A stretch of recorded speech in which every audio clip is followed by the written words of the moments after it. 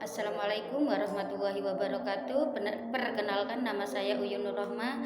Saya kelas 1A dari Prodi PIAUD. Dalam kesempatan kali ini saya akan mempresentasikan tentang konsep baik dan buruk dalam Islam. Ajaran Islam bersumber dari wahyu Allah Subhanahu wa taala berupa Al-Qur'an yang dalam penjabarannya dicontohkan oleh sunnah Nabi Muhammad SAW. Masalah akhlak dalam ajaran Islam mendapatkan perhatian besar. Istilah baik dan buruk menurut Islam harus didasarkan pada petunjuk Al-Quran dan Al-Hadis. Kalau kita perhatikan, istilah baik dan buruk dapat kita jumpai dalam Al-Quran maupun Al-Hadis seperti Al-Hasanah, Thayyibah, Khairah, Karimah, Mahmudah, Albir, dan Azizah.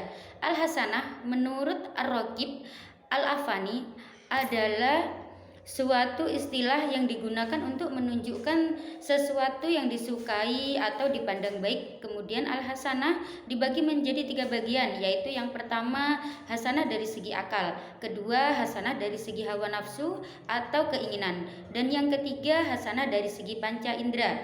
Sedangkan lawan dari Al-Hasanah adalah As-Sayyi'ah.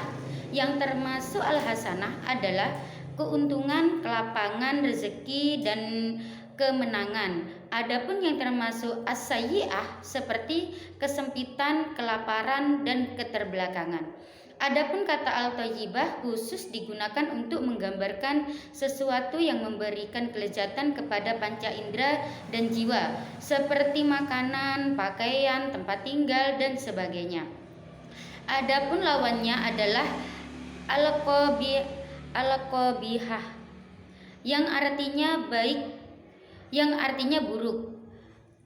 Berikutnya kata al-khair digunakan untuk menunjukkan suatu yang baik oleh seluruh umat manusia, seperti berakal, adil, keutamaan, dan semua yang bermanfaat bagi manusia.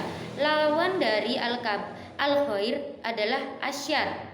Adapun kata al-mahmudah dipakai untuk suatu yang utama sebagai akibat dari melakukan sesuatu yang disukai oleh Allah Subhanahu wa taala. Kata mahmudah lebih cenderung pada arti yang bersifat batin dan spiritual.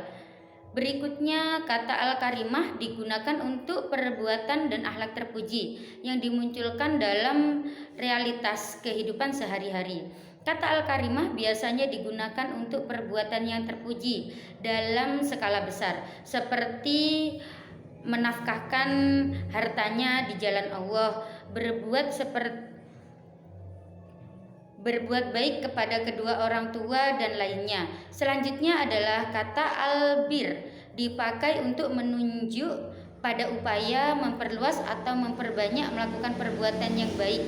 Kata tersebut bisa dipakai untuk sifat Allah dan bisa untuk sifat manusia. Kalau kata tersebut dipakai untuk sifat Allah, maka maksudnya bahwa Allah memberikan balasan pahala yang besar. Kemudian kalau dipakai untuk manusia, maka yang dimaksud adalah untuk ketaatan dan ketundukan seorang hamba. Nah, ketentuan baik dan buruk yang didasarkan pada logika dan filsafat dengan berbagai aliran dan tertampung dalam istilah etika atau ketentuan baik dan buruk yang didasarkan pada istilah adat istiadat tetap dihargai dan diakui keberadaannya. Ketentuan baik dan buruk yang terdapat dalam etika dan moral dapat digunakan sebagai sarana atau untuk menjabarkan ketentuan baik dan buruk yang ada dalam Al-Quran. Terima kasih, itulah presentasi dari saya tentang konsep baik dan buruk dalam Islam. Kurang lebihnya mohon maaf. Assalamualaikum warahmatullahi wabarakatuh.